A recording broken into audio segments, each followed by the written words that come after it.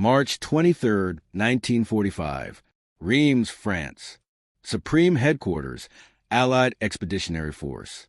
General Dwight D. Eisenhower sits behind a heavy wooden desk inside what was once a champagne warehouse, now transformed into nerve center of the Allied war effort. Outside, spring rain taps steadily against the windows. Inside, the walls are buried beneath maps, every road, river, and railway marked in red and blue ink. Arrows point relentlessly east, toward Germany, toward Berlin. Eisenhower is buried in paperwork. Fuel allocations for First Army. Artillery resupply requests for Ninth Army. Replacement troop estimates for Hodge's divisions. The quiet, grinding bureaucracy that keeps armies alive. War fought not with bullets, but with numbers. The door opens.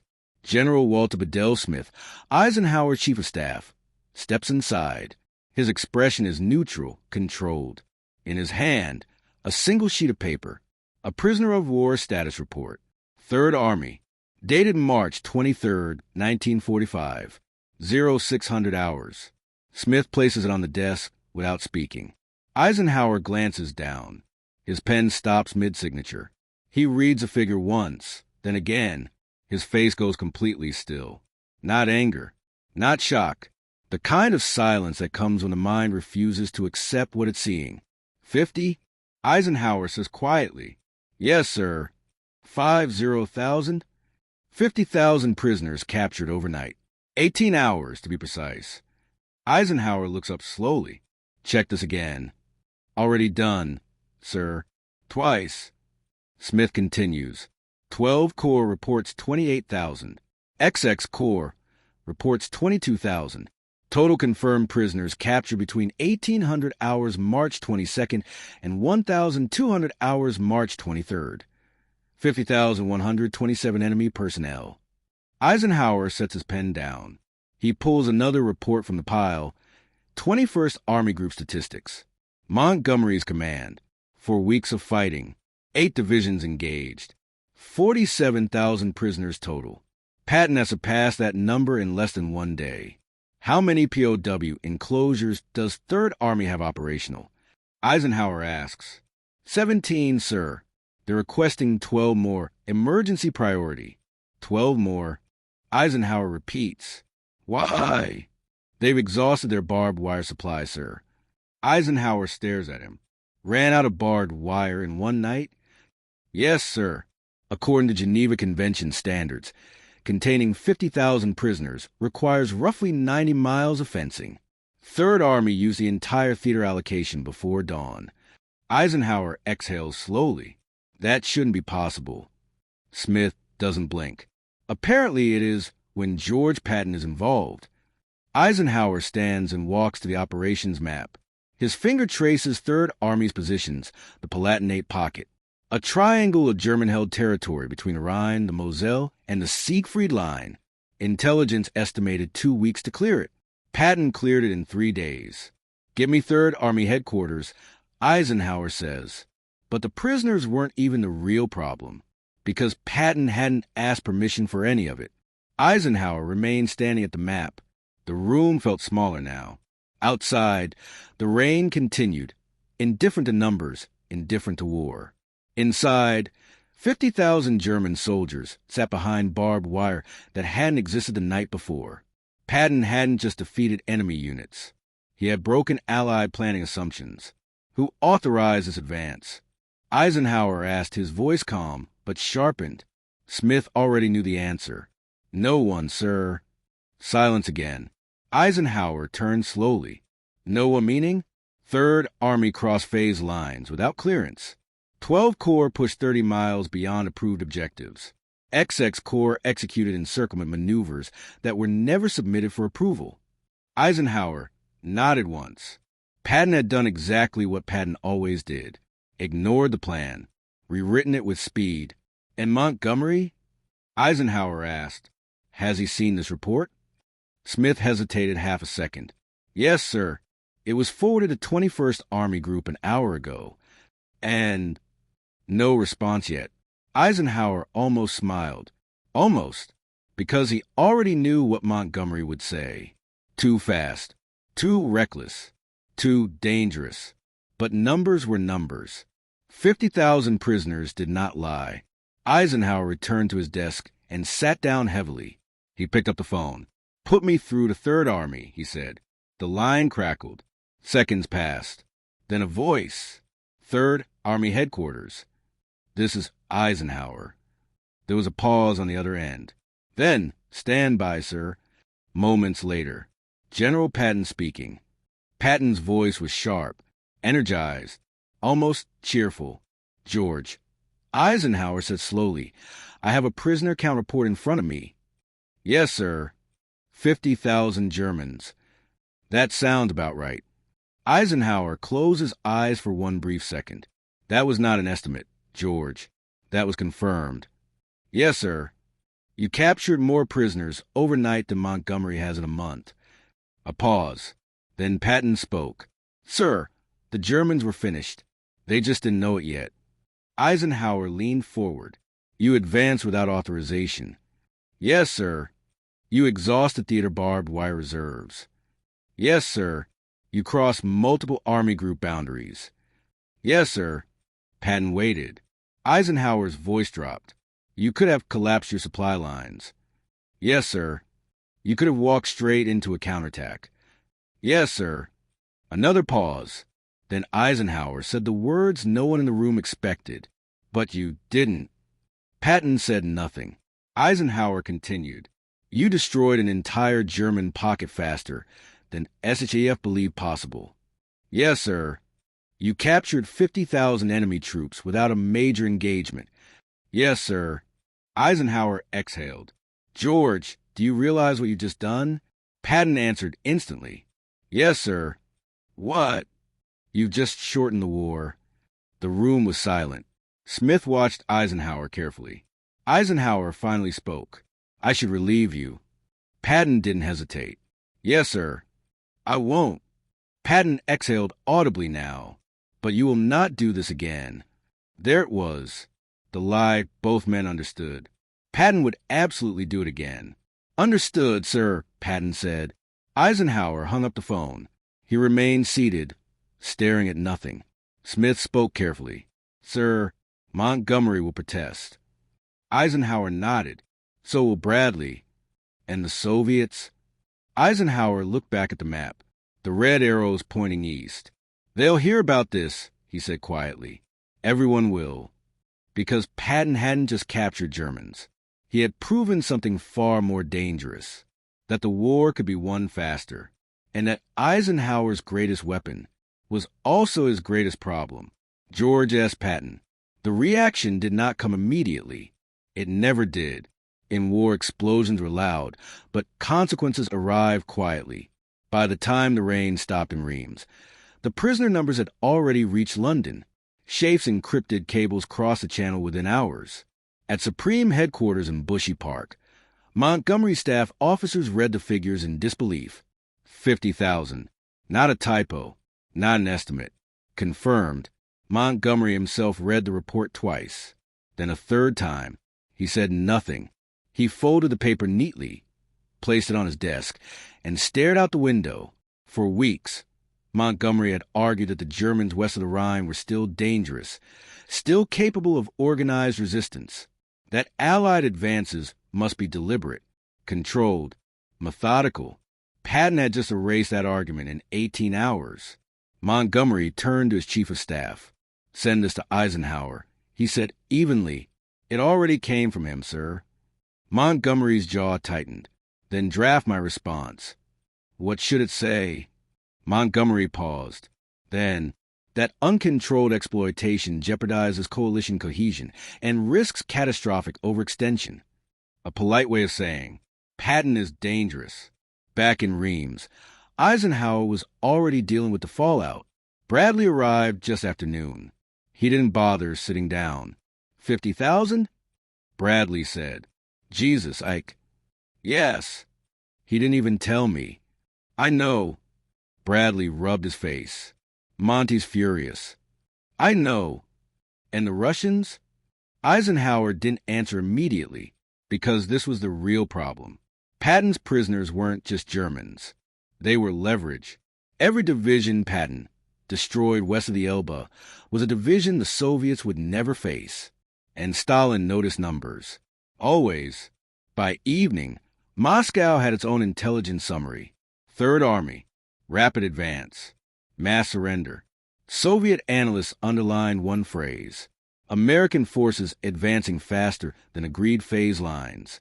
That phrase was sent directly to Stalin. Eisenhower stood alone that night. The maps hadn't changed, but their meaning had. Berlin felt closer now, dangerously closer, and Eisenhower knew something his generals did not. Patton was not aiming for Germany anymore. He was aiming through it. At Third Army headquarters, Patton was doing exactly what Eisenhower feared. He stood over a map with his corps commanders. Hermann Göring's armies are finished, Patton said. They're surrendering because they're out of fuel, not because we're polite. He stabbed a finger eastward. Berlin is 100 miles closer than anyone wants to admit. One officer hesitated. Sir, SHAF hasn't authorized. Patton cut him off. SHAF hasn't authorized victory either. The room went quiet. Patton leaned forward. If we stop now, the Russians take everything. If we move, we end the war on our terms. No one argued, because Patton was right. 2 days later, Eisenhower received another report. Third Army had advanced again. Unauthorized. Again. Smith placed the document on the desk. Eisenhower didn't read it immediately. He already knew what it said. How far this time? Eisenhower asked. 30 miles, sir. Eisenhower closed his eyes. Get me Patton. The call was shorter this time. George, Eisenhower said, you're pushing your luck. Yes, sir. You're testing coalition limits. Yes, sir. You're forcing political decisions I cannot avoid.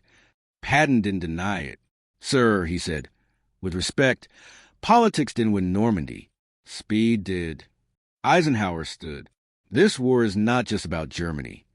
Patton answered coldly. It's about who stands where when it ends. That was the moment Eisenhower realized the truth. Patton wasn't reckless. He was strategic, dangerously so. Eisenhower ended the call. Smith watched him carefully. Sir, what do we do? Eisenhower looked at the map, at the arrows, at Berlin. Then he said something that never appeared in any official record. George Patton is the best field commander we have. Smith nodded. And the most dangerous. Eisenhower didn't disagree. Keep him moving, Eisenhower said quietly, but keep him contained. Smith understood. Patton would be used, but never trusted. Meanwhile, German soldiers continued surrendering. Entire units walked toward American lines with white flags. They weren't afraid of Patton. They were afraid of the Russians. And Patton knew it. The surrender columns did not stop. They stretched for miles. German soldiers walked east to west with empty hands raised, rifles slung over shoulders, helmets hanging from fingers. Officers carried pistols with slides locked open. Units that once defended the Reich to the last man now marched in silence, choosing captivity over annihilation. Third Army's problem was no longer combat. It was containment. Patton's staff ran numbers late into the night. Food, water, medical care, guard rotations. The mathematics of mass surrender was suffocating. 50,000 prisoners required nearly 12,000 guards under Geneva Convention standards.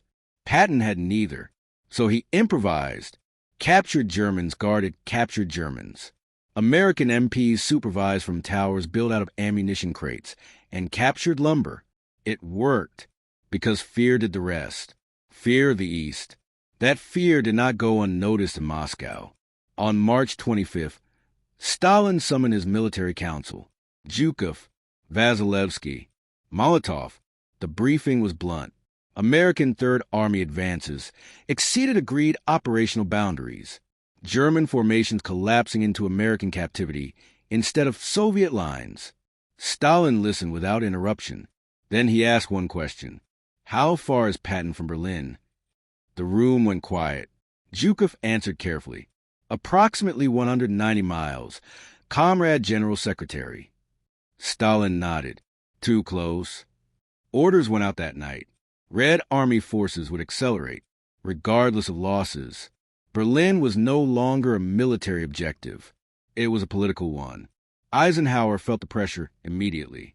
Messages arrived from London, from Moscow, from Washington. Churchill was alarmed. Roosevelt was dying. Stalin was suspicious.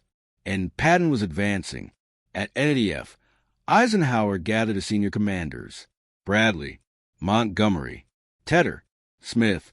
The atmosphere was heavier than it had been since Normandy. "George has crossed another line," Montgomery said flatly. Bradley shifted uncomfortably. "He's exploiting success." "He's undermining alliance unity," Montgomery replied. Eisenhower raised a hand. "This isn't about Patton." Everyone stopped.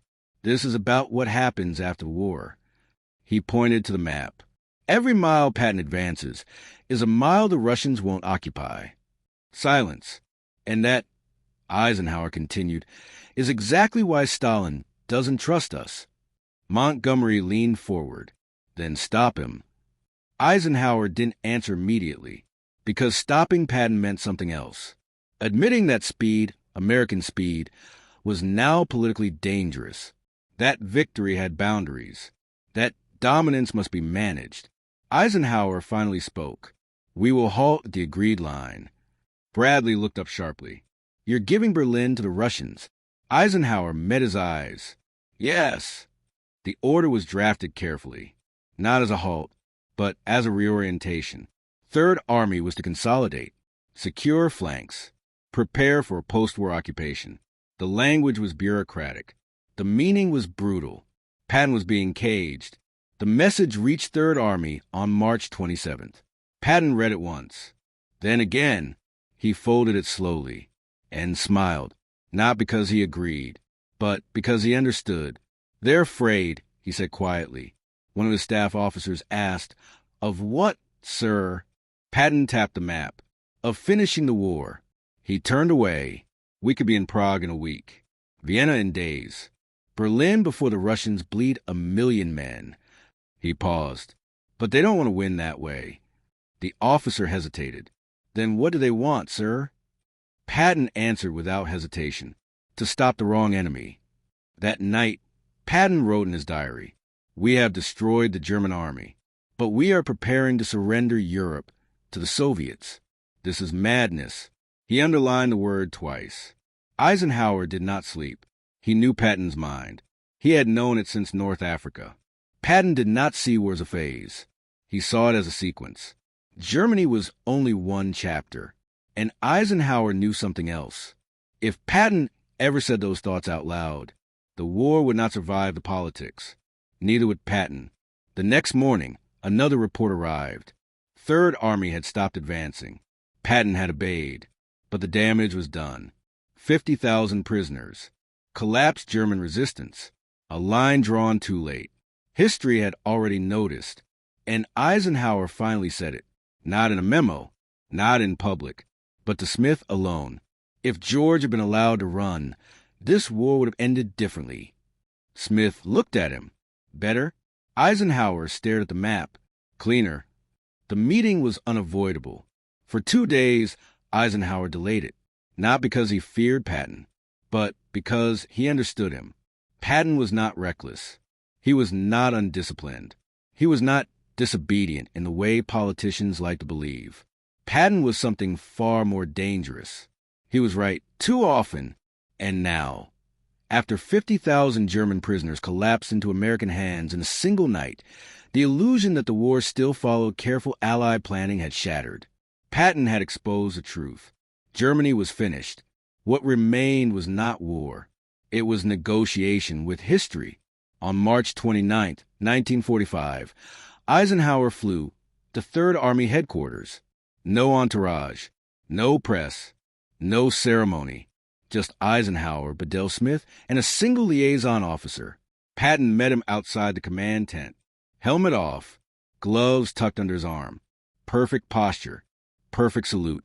2 generals who had won every battlefield they touched, now facing each other as political liabilities. Inside the tent, maps covered every surface. Berlin circled, Prague marked, Vienna underlined twice. Eisenhower noticed immediately. "You're planning beyond your orders," he said calmly. Patton didn't deny it. "I'm planning beyond the war," he replied. Smith stiffened.